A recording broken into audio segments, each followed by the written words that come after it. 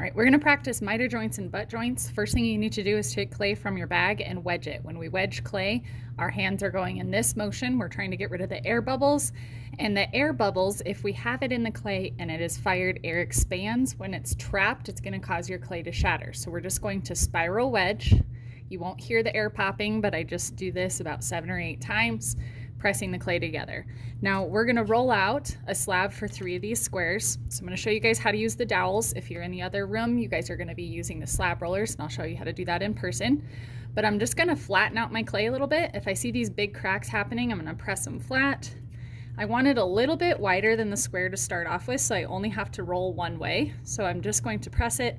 If you notice, there's no loud noises. I'm not slapping the clay, I'm not slamming it on the table, I'm just forming it in my hands. We need wooden dowels on either side.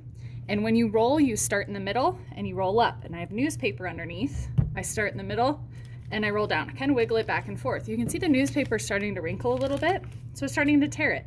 So I'm gonna move to a different section. I always have to make sure that I have my rolling pin and my dowels ready to go. When you see the newspaper start to bend a little bit, that's when we want to pick it up, move it, and continue. It's wide enough, otherwise I'd have to go this way, but it's wide enough right now. And I'm gonna try to get 3 squares out of this for this practice activity. So I'm gonna cut out my first. And I wanna hold my tool straight up and down. And I'm using a clay knife. We can also use a needle tool, and I'll show you how to do the next one. Now, in order to get 3 squares out of here, I'm not gonna space it. I'm gonna place it right here. And then if I do my needle tool, I want it straight up and down. And what I mean by that is if I cut clay and my needle tool isn't straight up and down, I get an edge that looks like this instead of square. Okay. Now, I don't have enough room for 3, so I'm gonna re-wedge this. Spiral wedge. Okay, I'm gonna press the clay back together, and then I'm gonna re-roll just a little bit. I'm gonna press it flat so it's wider than my template and get myself another square rolled out using the dowel. So the dowel keeps my rolling pin even and flat. So I'm gonna cut my last one.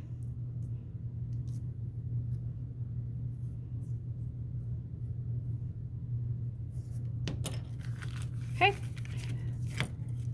Now we are eventually going to be working with miter joints and butt joints with curved shapes, so I thought it would be easier if we practice doing the miter joints and the butt joints. And so we have a miter tool. We are going to be attaching these balls at 45 degrees. So what it's gonna look like is if my hand were the table, my tool is gonna stay flush with the edge, and I'm just gonna draw it backwards. And I know it's 45 because I have that 45-degree side, because there are 2 sides to this miter tool. And then I'm just going to pull and see how we have the mitered edge right there. Okay. I know that I want to attach this side, so I need to miter this one as well. So I'm just going to pull. All right, and we can see how those 2 go together at that 90-degree angle. So now I need to score and slip, and I'm going to keep these little pieces that I trimmed off. Whenever we attach 2 pieces of clay together, we always need to score and slip. Scoring is roughing up the surface, and we do that on both sides. And that helps our slip stick to it. Slip is just liquid clay, and we use that as our glue. Okay, it's okay. It's better to have too much slip than not enough.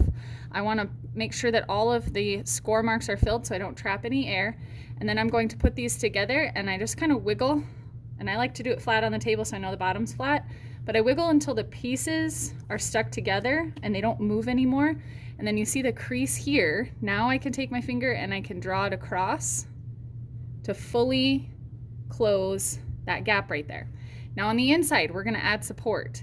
If you have a gap, we need to fill that with slip before we add our piece that we trimmed off. It has a little corner edge on it. I'm gonna place that corner right into it, making sure I don't trap air. That's why we wanna make sure that we put that slip in there, otherwise we trap air in the corner. And then I can just take a little bit of water and smooth it out. There's still a lot of slip in here, so I can actually just use the slip that's already on my fingers. Otherwise, I would use water to smooth it out. Now we're gonna do something called a butt joint. For our project, I want you guys to be using miter joints, but the base and the roof, you may potentially use a butt joint. So that's when we just add pieces, just like that. I would just score and slip those two pieces together. I don't like this form of attachment as much because it's not as strong. And if it does come apart, you see the crease on the side of your wall instead of on the corner. So it's a weaker joint. We use it only when necessary, okay? And you can see I did this wrong. See, whoops, mistake. Okay, here's how to fix it. All I do is I just smooth out where I scored. I know I want this side attached to it, so I actually need to score this part. Okay. So if you make a mistake with clay, don't panic. Okay, now, same process. I'm just gonna wiggle the two pieces. Okay, now with this one, I'm gonna do a different support coil because I don't have a piece that I tore off. I need soft clay. So if the clay isn't soft, I can dunk it in water and hand recycle. Dunk it in water, press, and fold.